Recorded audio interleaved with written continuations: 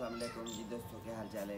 उम्मीद है सब खैर से होंगे। जैसा कि अब सीज़न भी आ गया है, अल्हम्दुलिल्लाह तितरों का सीज़न आ गया है।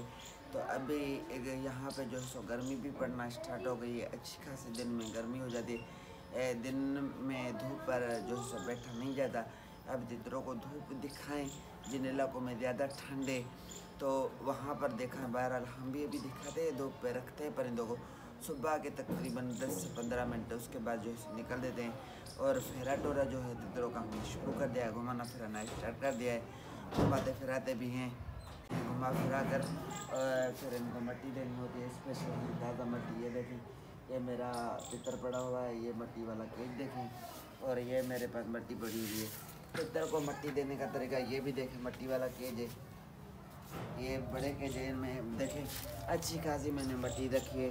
इसको सुबह को मैं वतर कर देता हूँ, उसके बाद जो है हाथ लगा कर इनको दे देता हूँ। और ये मट्टी वाला केज है, इसको भी वतर करते हैं। 2 तितर हैं, दोनों तितरों को हम अपने हिसाब से मट्टी वगैरह दे देते हैं। उसके बाद ये दरख्त भी है हमारा, इसको मैंने कटवा लिया था। ये जब सीज़न आएगी महीने डेढ़ में, ये भी जो है सो उग जाएगा, इसमें सब सरसब्ज भी हो जाएगा। तो दिन में मैं इनको यहाँ पे टांग देता हूँ, फेरा टोरा दिया या दरख्त में टांग दिया। उसके बाद उसको 12-1 बजे उसको छोड़ दिया मट्टी वाले केज में।